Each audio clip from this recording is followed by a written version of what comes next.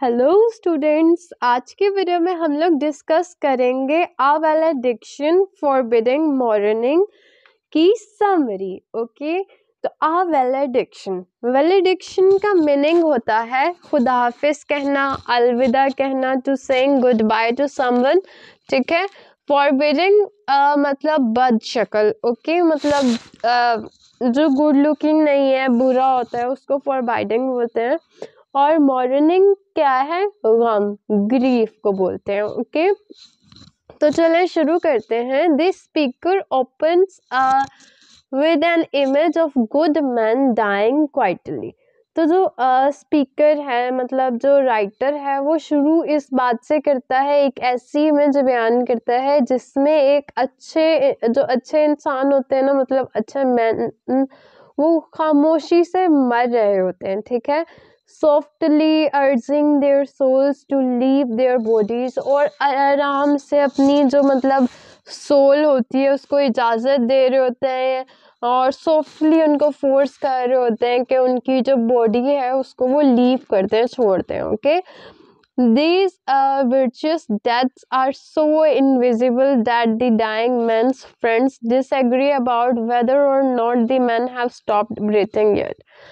और वो कह रहे हैं कि ये मासूम होते हैं, इतनी मतलब इनविजिबल होती हैं, इतनी मतलब कि इस कदर के इनके जो फ्रेंड्स होते हैं ना, जो मतलब जो लोग मर जाते हैं, उनके दोस्तों को इस बात का यकीन भी नहीं आता कि क्या वाकई में उस इंसान ने मतलब सांस लेना छोड़ दी है। ठीक है। फिर नेक्स्ट है, this speaker argues that he and the lover he is abiding farewell to should take these deaths as a model and part ways silently.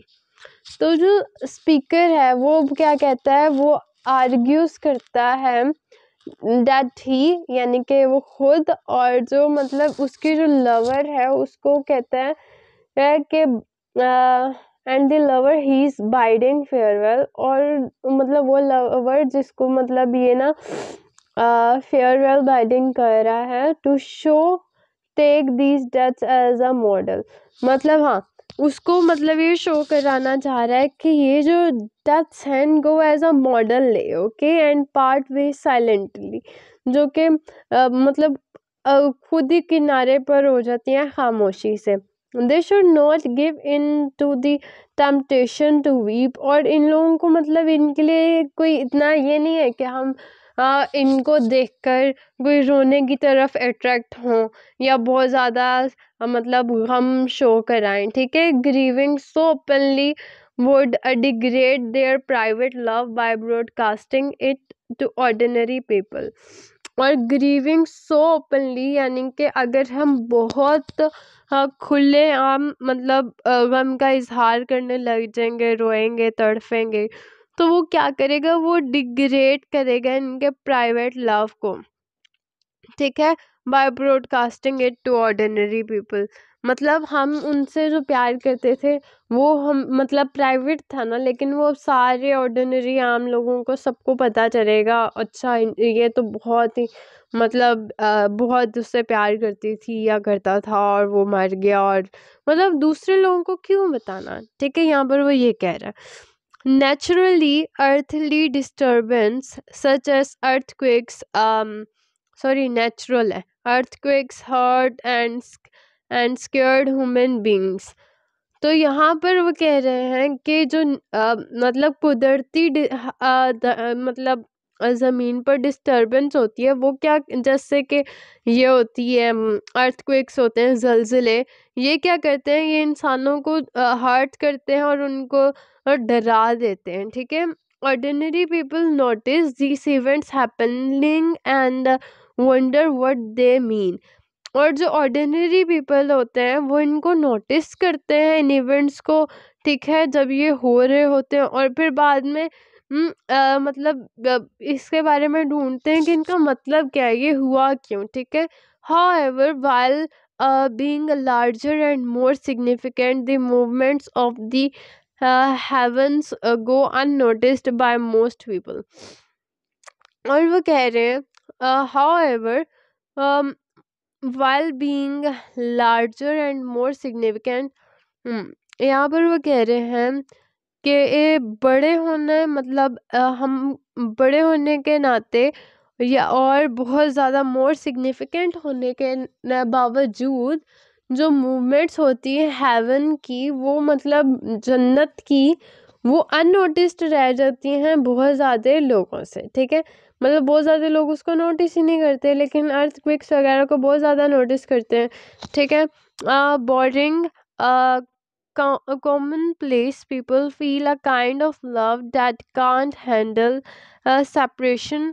और यहाँ पर वो कह रहे हैं कि कॉमन प्लेस पीपल जो होते हैं, मतलब एक ही जगह पे रहने वाले, मतलब एक ही जगह के लोग जो होते हैं, उनके अंदर इस किस्म का प्यार होता है कि वो मतलब इस बात को बर्दाश्त नहीं कर सकते कि वो सेपरेट हो जाएं, because it depends on sensual conception. ठीक है, क्योंकि ये एक इंसान की सेंसुअल कंसेप्शन पे कनेक्शन पे करता है। ठीक है, उसकी फीलिंग्स, उसका कुछ इमोशंस जुड़े होते हैं और यही सब कुछ। Okay, being physically apart takes away the physical bond that their love depends on। और जो being physical apart takes away the physical bond that their love depends on। और जो अगर हम फिजिकली दूर हो जाएं किसी से, तो जो हमारा फिजिकल बॉन्ड बना होता है जिसपे मतलब देयर लव डिपेंड्स ऑन, वो भी मतलब अलग हो जाता है, वो भी टूट जाता है। ओके, मुझे इस लाइन की समझ वाकई में नहीं आ रही क्या है। being physically apart takes away the physical bond that their love depends on। हाँ, अगर हम फिजिकली दूर हो जाएं तो उस फिजिकल बॉन्ड को भी तोड़ेगा या मतलब उसको खींचेगा, जिससे हमारा जो लव क्या करता है, डिपेंड्स करता है। ओके, तो नेक्स्ट लाइन हमारे पास है जो कि इस पेज की लास्ट लाइन है, the speaker and his lover. मतलब जो राइटर जॉन कीट है वो और उनकी जो लवर है। ऑन दी अदर हैंड, दूसरी तरफ अगर देखें, experience a more rare and unique kind of bond. तो एक्सपीरियंस करते हैं एक बहुत ही रेयर उस चीज़ को बोलते हैं जो बहुत कम होती है। ठीक है, और यूनिक का तो आप लोगों को पता होगा, यूनिक किस्म का एक बॉन्ड है। ठीक है, उसको एक्सपीरियंस कर रहे होते हैं। They can't even understood it themselves, और उनको अंडरस्टैंड, वो हालांकि वो दोनों खुद भी इसको समझ नहीं पाते, but they are linked mentally, लेकिन वो दिमागी तौर पर एक दूसरे से जुड़े हुए हैं। सर्टेन रुके certain of one another certain रुके certain of one another on a non physical plane। ठीक है, और वो एक ऐसी मतलब एक दूसरे पे ऐसे टिके होते हैं जहाँ पर कोई नॉन फिजिकल प्लान होता है, मतलब फिजिकल भी कुछ नहीं है, लेकिन वो मेंटली इस कदर अटैच है कि मतलब वो एक नई ही दुनिया में कुछ रेयर किस्म का एक्सपीरियंस कर रहे हैं। ठीक है, because of this it matters less to them what their bodies are up why when their bodies are apart। और जिसकी वजह से इनको ये वाली भी चीज़ इनके लिए मैटर बहुत कम करती है कि इनकी जो बॉडीज है वो एक दूसरे से दूर है। the souls of the lovers are unified by love। और यहाँ पर वो कह रहे हैं कि जो लवर्स होते हैं उनकी जो सोल्स होती हैं वो उनके लव की वजह से जुड़ी होती हैं, एक हुई होती हैं। Okay, although the speaker must leave. और यहाँ पर यहाँ तक के जो स्पीकर होता है वो इस बात को छोड़ देता है, their souls will not be broken apart, कि उनकी जो सोल्स हैं वो कभी भी टूटेंगी नहीं, टूट के बिखरेंगी नहीं, इधर उधर नहीं होंगी। इंस्टेड इसके बावजूद they will expand to cover the distance between them, और ये एक्सपेंड हो जाएंगी और फैल जाएंगी ताकि जो फासला है इन दोनों में, जो लॉन्ग डिस्टेंस है इन दोनों की बॉडीज में, उसको ताकि इनकी सोल्स कवर कर दें। Okay, as the delicate mantle expands when hammered। Okay. जैसे जो मेटल होता है ना, अगर उसका कोई क्यूब हमारे पास हो, उस पे हैमर मारे ना तो वो नीचे होता जाता है और एक्सपैंड होता जाता है। तो उसी किस्म के वो यहाँ पर एग्जांपल दे रहे हैं, ठीक है। If their souls are individual, तो यहाँ पर वो कह रहे हैं अगर इनकी सोल्स इंडिविजुअल हुई मतलब अलग अलग हुई, ठीक है, they are nevertheless link to how two legs of a drawing compass are connected. मतलब if their souls are individuals, मतलब अगर इनकी सोल जो है ना वो दोनों मिल के एक इंडिविजुअल बन गई ना, तो इन लोगों का कनेक्शन कुछ इस तरह होगा जैसे कंपास का कनेक्शन नहीं होता, जैसे उसकी दोनों पेंसिल्स ऐसे जुड़ी होती हैं, ऐसे ऐसे करके। तो मतलब इस वाले कनेक्शन को कह रहे हैं, क्योंकि एक जब घूम रही होती है तो दूसरी उसके पीछे पीछे ही रहती है, ठीक है।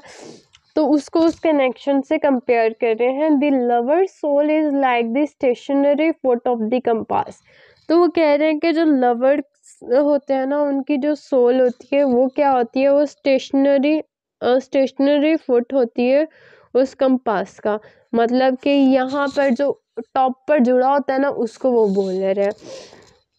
विच does not appear to move, जो कि खुद मूव नहीं करती, but does response to the others foots movement.